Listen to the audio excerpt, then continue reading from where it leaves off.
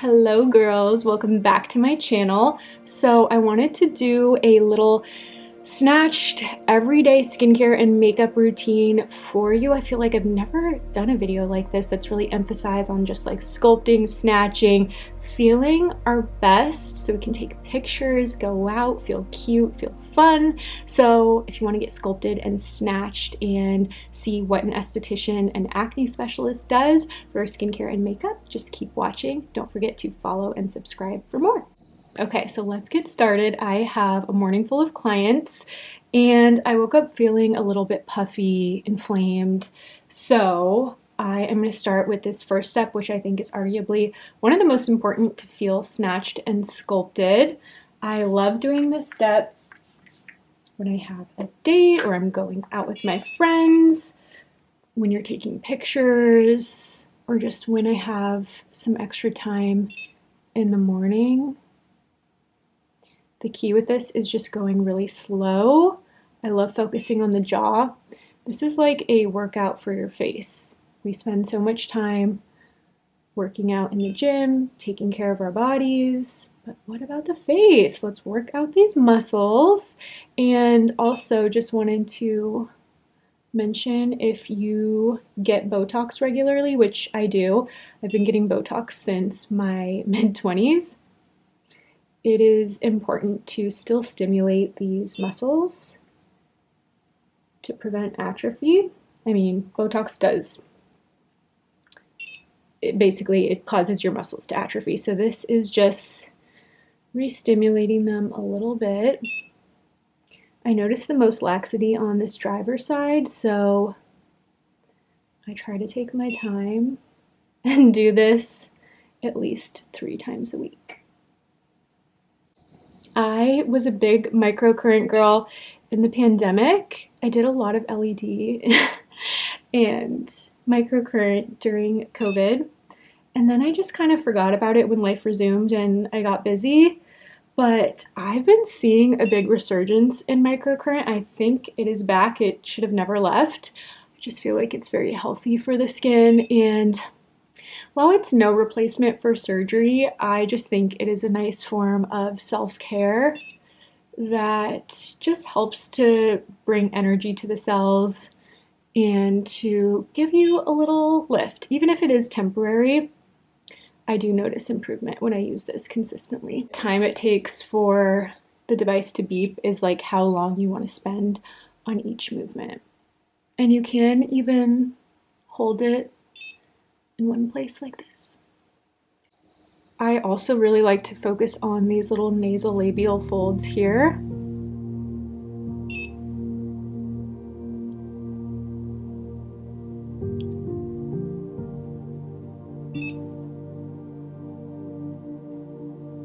This is a really hard area to treat that bothers a lot of women. It's difficult to put filler or Botox there. So whatever you can do with your skincare and microcurrent and sunscreen to be preventative, I think is smart. What else I do is I use the tip of the device to bring my lip contour up a little bit. I swear this gives you a really nice subtle lift.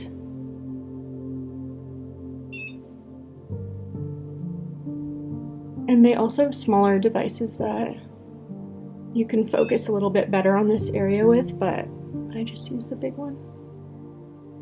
The next step I never want to miss is making sure my skin is properly hydrated, which will prepare it for the rest of the skincare and the makeup. Also, making sure you have enough hydration in your skin is key to allowing the cells to communicate with one another, to keeping the skin plump and healthy and vibrant and glowy. So I am going to apply my complex serum. Just 2 pumps is perfect, and this can be your first step after washing your face or the first step after toner. Just gives my skin the perfect hydrated base, and if you struggle with hyperpigmentation acne, rosacea, it is also really important to have good anti-inflammatory ingredients in your skincare routine. This is going to help balance the skin and keep it calm and reduce inflammation, which is really the root of all skin issues, from pigmentation to aging to acne to rosacea flare-ups.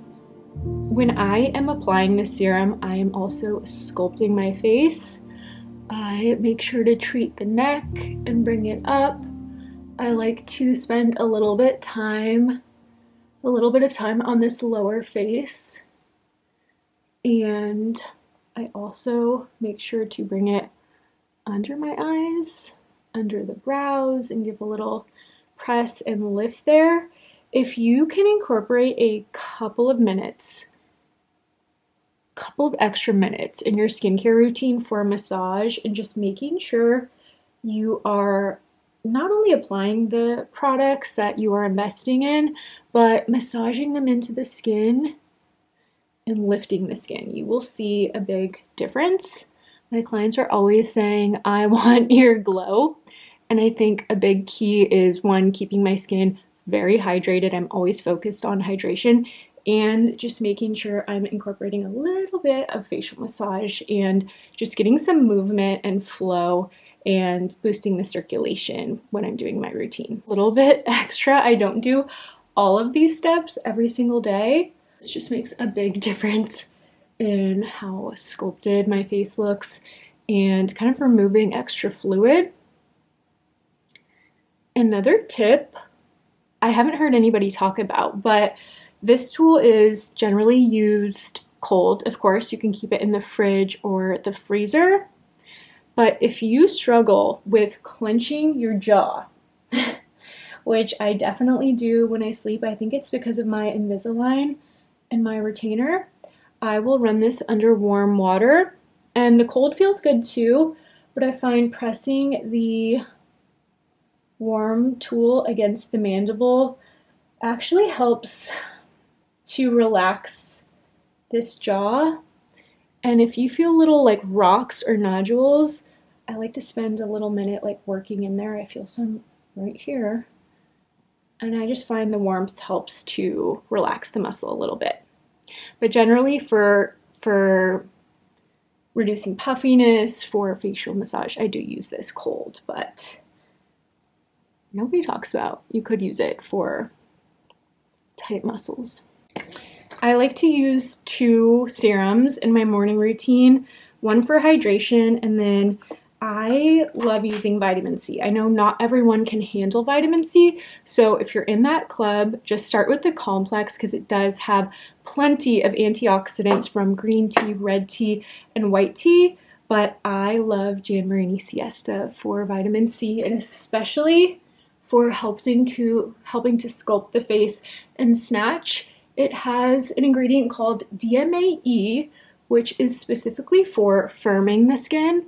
And the best way to really get the most out of Siesta is, for one, don't skip the eye area. And then 2, don't skip the neck, and make sure you are applying it behind the ears. We cannot preserve, maintain, and build collagen without vitamin C, so it is really a gold standard ingredient to have in your routine. And I know sometimes it seems like, you're using multiple actives. It's like, is all this really necessary? I would say a hydrating serum, a retinoid, and a vitamin C are like non-negotiables. It's not right for everyone at every time, but eventually that is what I would work towards having in your skincare routine long term. I am very big on eye and lip care because these are the most delicate tissues of the face, and they're the first to show signs of aging. And let's be honest, it's not usually the first thing people are coming to estheticians for concerned with, but it's generally something that does come up in conversation. But I think everyone's after the glow, the sculpt, clearing their acne and their hyperpigmentation, their redness, their skin tone. but if you can also focus on these delicate areas too and make them a priority, you will not have to try to do the most when it's too late. These are also areas that can be a little bit tricky to treat. And confession, I actually went in the tanning beds when I was in college. One of my biggest, I think it's my biggest regret in life. And I was terrible and didn't wear the glasses, didn't wear the goggles when I went in the tanning beds. So foolish, I know. And now I pay the price because I do see more laxity around my eyes. And there's not a ton of great like lasers, peels, microneedling you can do on the eye area or the lips. Basically, your main options for the eye area are blepharoplasty, like surgery. So honestly, never say never.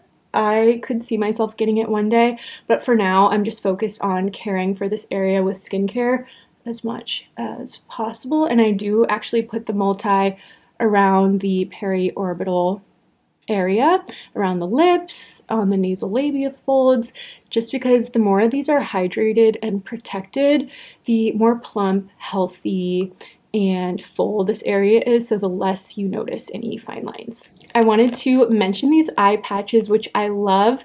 They are from Color Science, and they're the only eye patches that I see a noticeable difference with. My client, Maggie McDonald, loves these, and I always see her wearing them in her vlogs and in her selfies. But if you've tried a lot of eye patches but just feel like it's kind of pointless and they don't do much, I highly recommend these. I would put them on, but I don't have time. I love a lazy Sunday when I can sip my espresso and put these on though. For my moisturizer today, I am using Clear Derma from Face Reality, which I absolutely love. I did not try this moisturizer until this year because I just thought it wouldn't be right for my skin. I assumed it would be way too lightweight and not really give me much nourishment. I was wrong. This is one of the best moisturizers I've ever used. It's very budget friendly, and I actually like it more than the Cran Peptide, which is marketed as Face Reality's richer moisturizer. I actually feel like Clear Derma gives my skin more moisture, and it is acne safe and fungal acne safe. And again, the key is really just squeezing in, massage wherever you can with your treatment products. You don't need to spend 30 minutes massaging your face with oils. In fact, I don't really recommend that. But if you can, just try to do a little bit of lifting wherever you can. And a few minutes, I think, really add up and give you a noticeable glow.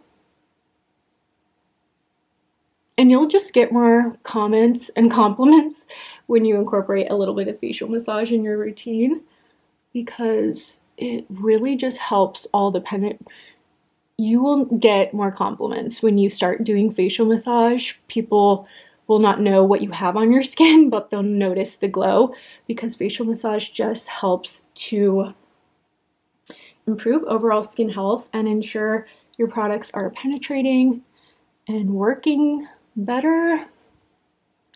Think of the skin like a stream of water. When things get stagnant, they can get unhealthy. So just keeping things moving is vital. Next, I'm going in with Necti Firm. This is from Revision, and you want to apply this product with upward strokes. I think we've all tried neck products that do nothing and are just, moisturizers and a little bit of a waste of money, but this is probably the most renowned neck product in the skincare industry. So if you are in the market for a great neck product, this is my favorite. The neck is another area we neglect until it's too late. My neck actually looks better now at age 34 than it did at 26. I had more obvious fine lines and wrinkles.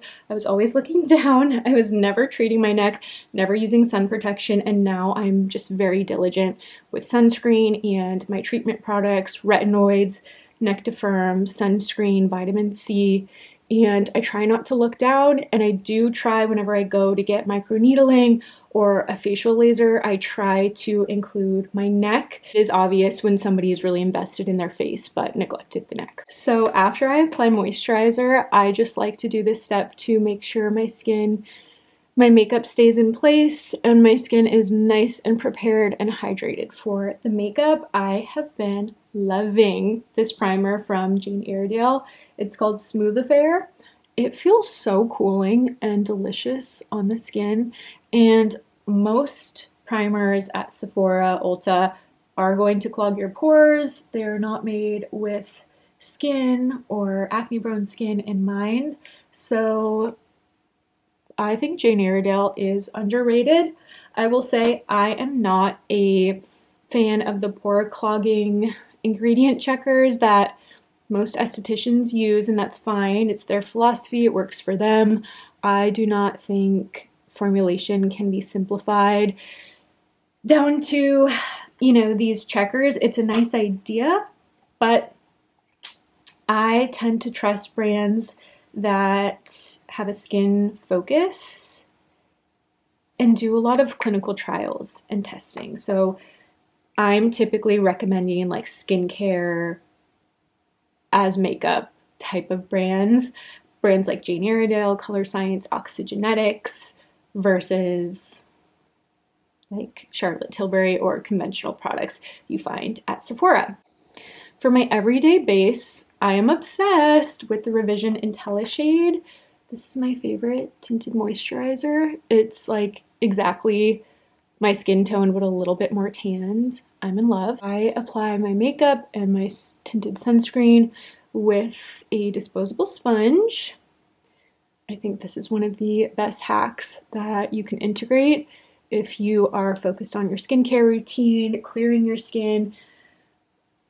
The makeup brushes, girls, I'm so sorry to say, I feel like such a hater, but let me just say this. I'm very picky. My clients know this. I'm on them about changing their pillowcase, trying not to use makeup brushes. If they do, really washing them regularly. It's not that bacteria is the sole root cause of acne, but when you are acne prone, I find you just need to be careful with bacteria touching your skin, what you apply to your skin. And I find when I can get my clients in the habit of being really hygienic and sanitary, their inflammation improves, their skin looks healthier, it's more vibrant. And there are small little tweaks, changing your pillowcase regularly, just being careful not to touch your face with your hands or rest your hand on your face throughout the day. That's a big one. I also notice in consultations, and I never want to say anything because I don't want to embarrass anyone, but a lot of my clients are on the call with their face on their hand and they're complaining about their lower face acne. We have to stop touching our face. With snatching and sculpting the face, I think just the placement of your concealer and your contour is important. So I'm looking at the camera where I get a little bit dark. I'm not going to do like a huge excessive triangle, but this is where I get a little bit of darkness. And I want to lift the eye. This is the House Labs concealer. And apparently Lady Gaga says it's acne safe. I haven't seen the studies, but I am trying it out so I can report back to my clients. The formula is absolutely stunning though. Next, I'm going in with this bronzing stick from Jane Iredale, one of my all-time favorite makeup brands. They did send me this, so thank you, Jane Iredale.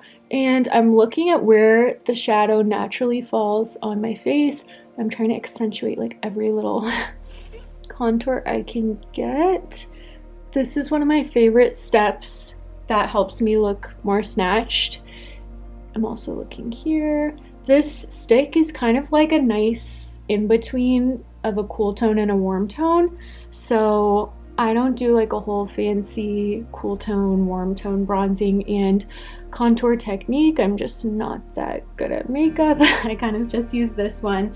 Oh, can't forget this little crease. Next is brows. I'm going in with another Jane Iredale product.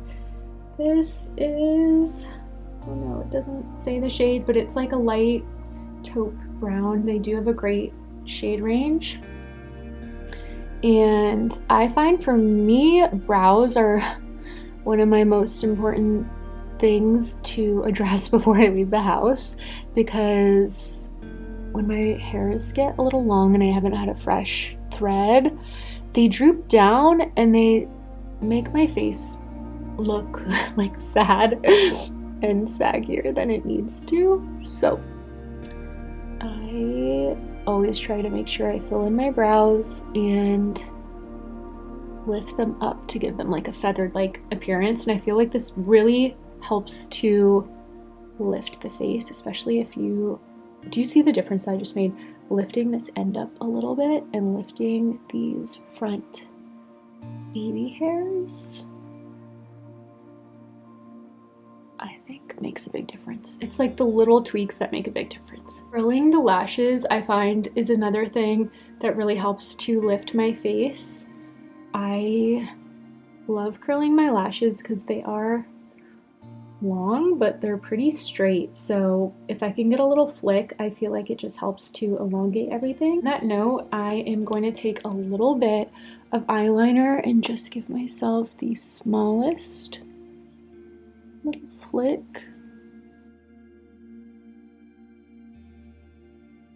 Gonna flick on a little mascara. This is also from Jane Iredale. Gorgeous, gorgeous mascara if you love length, and I feel like it does give volume too. It does a really good job of separating the lashes. I am extremely picky with mascara. I do like a little bit of drama, but this mascara never gets clumpy, if that is a pet peeve.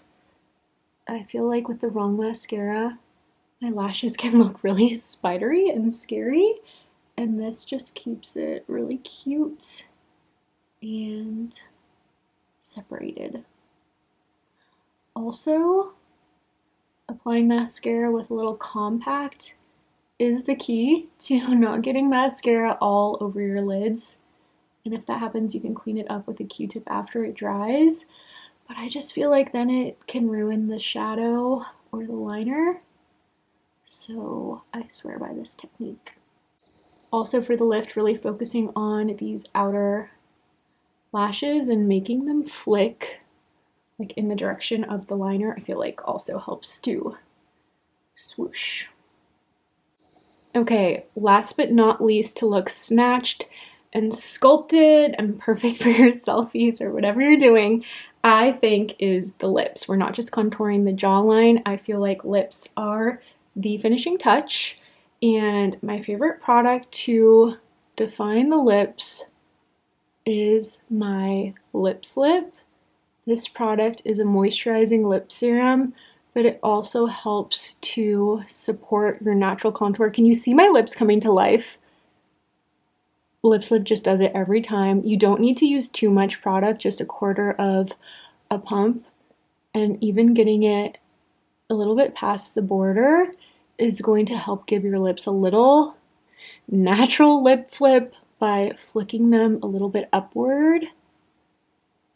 Gorgeous. And your lips feel so good. This lasts for hours. I recommend applying this up to 4 times a day. That way you really get the more long-term benefits of supporting the lip contour, which we can lose as we age, which can also kind of get misshapen as we are drinking out of straws, doing duck faces. So think of this as skincare that's also going to look amazing under makeup or any type of lip product that you put on top. I like to give the lip slip a minute or two to absorb and really soak in all the benefits. This is also a lip liner or lipstick primer.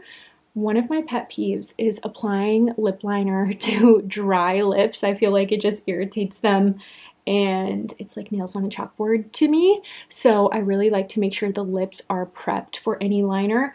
You don't want to use too much lip slip again, because then the liner can kind of move around. So don't use too much. And again, give it a minute or two to absorb. And you can again see the lips getting fuller, coming to life, getting more shape in them. I do have a little bit of lip filler in. I haven't gotten it for about a year, but it does last. But I find the lip slip is really nice to kind of just maintain the plump and make sure I'm not just treating and injecting the lips, but also treating it as I would treat the rest of my face, using skincare to support the injectables and maintain the investment. But our lips can lose volume, especially if they are dehydrated. So I think a lot of women can see that happening and think like, I need to get more filler, like it's time for more, and we can have lip filler blindness. So I think like once you're happy with the shape of the filler, it's not something you need to do all the time. Some people lose volume more easily than others, but I really would recommend just making sure you're also treating the lips themselves and using lip slip to help maintain that result. And I think you'll find like after you apply it, you're really happy with the shape and the result. And it's been a couple of minutes. I'm going to go in with my last step, which is liner.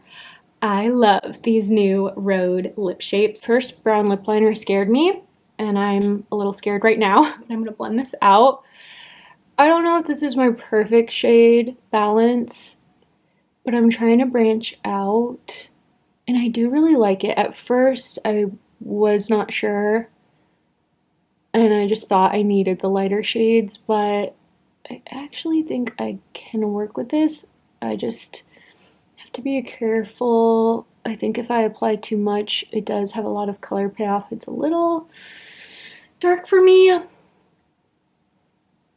but with a tan, not that I ever tan, with a self tan, maybe it'll be a little bit better for me. I think I prefer a little bit more neutral pinky shade, but it is cool, it is fun, and I do like it. It is the finishing touch. I hope you guys liked this snatched tutorial. I hope you do it and just feel your best. Let me know if you try it, what you think. Let me know what kind of videos you want to see next in the comments. And I love you so, so much. So thank you for being here. I'll see you next time.